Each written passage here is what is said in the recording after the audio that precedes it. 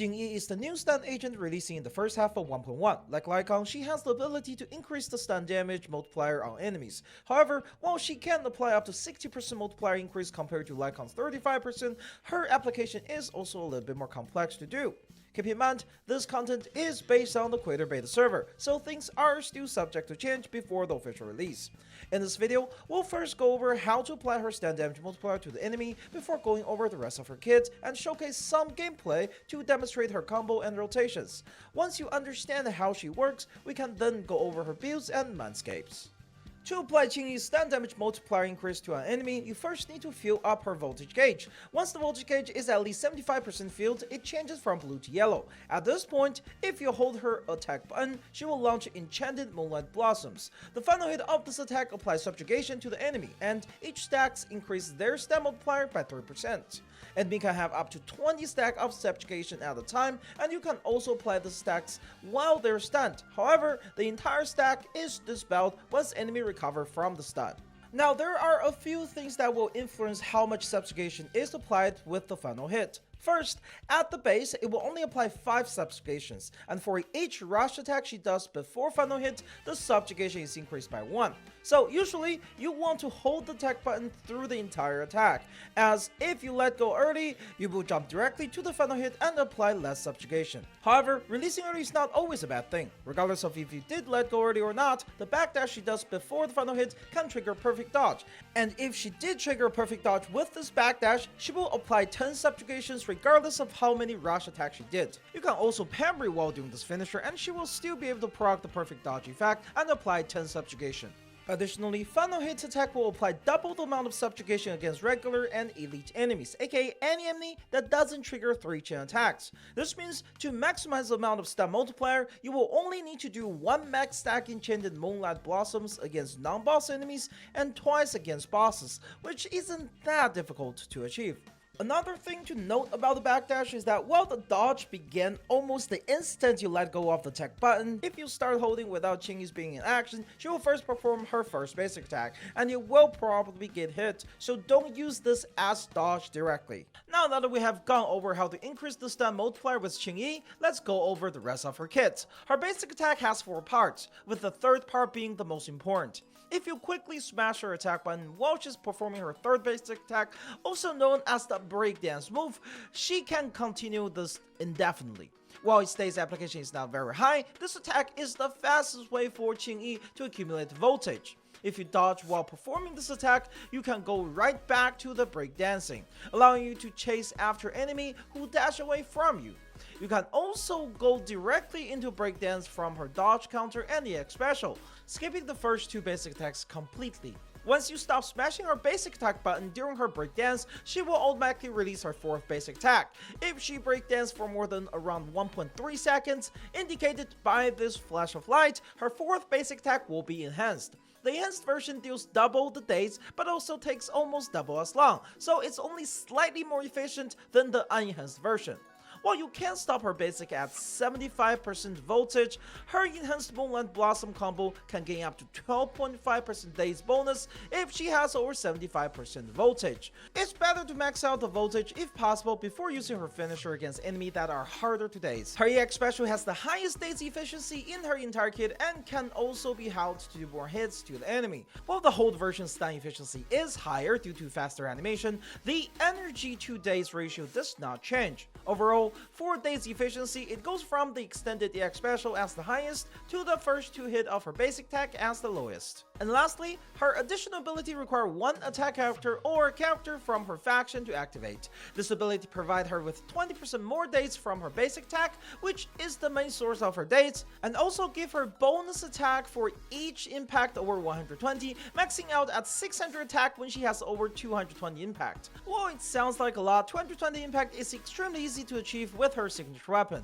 and even without her signature weapon, you can still look to get at least 400 attack off this additional ability. Now that I think we have gone over all the important parts of her kits, let's look at it in practice. For mobbing, her EX special hits a decently large area. If you can gather enemy using Nicole, you can instantly stun them all with her EX special without even needing to charge it. For elites and bosses, start with your EX special if she has energy, or start with basic attack if she doesn't. Now breakdance until her voltage is charged up before letting go for the 4th enhanced basic attack.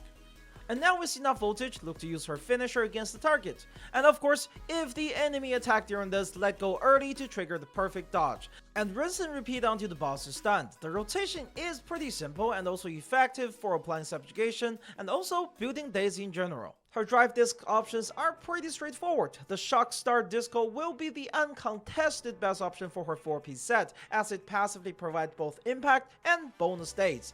For the 2-piece set, focus on damage. While Qingyi is not primarily a DPS, she does have decent multiplier. Building her like a DPS with damage bonus and crit will allow her to deal slightly more damage while she's on field applying subjugation, and it will also greatly increase her chain attack damage. For her main stats, go for any damage stats on piece 4 and piece 5, and impact on piece 6. And for sub stats, also go for the damage related ones. With that being said, while damage stats are preferred for min-maxing, it's unwise to focus on the sap stats for your stand agent instead of DPS agent at the moment. The only thing that really matters is getting impact percentage on her partition 6. For her W engine, her signature is the best choice, providing up to 21% on-field impact.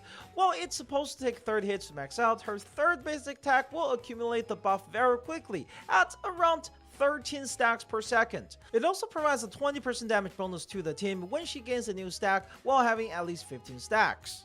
Lycaon's signature is almost as good. You will be missing some attack from her additional ability and lose only about 4% overall stun efficiency. It matches the damage quite closely due to the damage bonus from her basic attack. However, the bigger thing you will be missing out is of course Qingyi's damage bonus for the team. If you go with Coletta's signature, assuming you have 1 stack of the buff activated at all time, expect about 10% less daze application. For the 4-star, the precious fossilized core is the best choice. While it falls off to 80% efficiency after the enemy's HP go lower than 50% and also losing damage department overall, W engine provides 3 to 5% higher stun efficiency than her signature while the target is above 75% health. If your DPS is built enough, this might not be an issue, as enemies simply won't survive beyond the first burst rotation. Other than that, MB signature is usable if you find Qingyi already doing enough stuns. The energy regeneration won't help much because, unlike MB, the main source of her daze is still her basic attack. Her Mindscape won't let her charge her voltage 30% faster. Additionally, at M1, if you use her enhanced Moonlight Blossom at max voltage, it will also increase her crit rate for 20% against that target. And additionally apply a 15% defense reduction for 15 seconds. The effect of this 15% defense reduction will vary depending on if there are other sources of defense reduction. At base, it's a 9% damage increase. But if it's on top of Nicole's 40% defense reduction, it will instead provide 12% damage increase compared to just Nicole alone. Her M2 increased the max stun damage multiplier for 60% to 80% and speed up her daze efficiency by roughly 10%, depending on the type of W engine you're using of course. Her M4 gives her a shield whenever she reaches 75% voltage, or when she uses her enhanced Moonlight Blossoms. It will also generate 5 energy with a 10-second cooldown whenever she gains another shield while the previous shield is still active. Her M6 allows her enhanced Moonlight Blossom attack to almost interrupt any enemies, and also gains 100% crit damage. But most importantly, the finisher will now apply 20% resistance shred for all elements for 15 seconds, which translates to basically 20% overall damage increase for the entire team against almost all enemies. When come her team choices, she can fit into almost any team. With her additional ability only need an attacker character, she will completely replace Ambi in any team she's currently in. That being said, she is synergized especially well with bursty character like Zhu Yuan, who can better utilize the stun window. Comparatively, she doesn't synergize with Ellen as well. Lycaon is still better choice there because he can quickly apply his daze and debuffs without being permanently on field, allowing Ellen to spend more time dealing damage. At the moment, we still do not have detailed information regarding exactly how Jen will deal her damage, but if she fits into the Disorder playstyle, then a team of Qing Yi, Grace, and Jen could also be an option. Overall, I think Qingyi is an extremely high-value character for the current Zenless Zero meta, as she just seems to be extremely universal against any content that's not resistance to electric.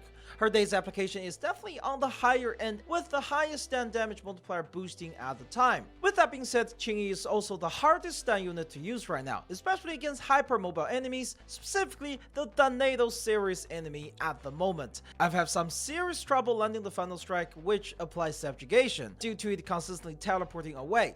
The only way to deal with this is by becoming really familiar with their attack pattern to land up the counter with specific attacks, and that will take practice. And as always, this has been Steamedbunx. Thanks for watching, and I'll see you in the next video.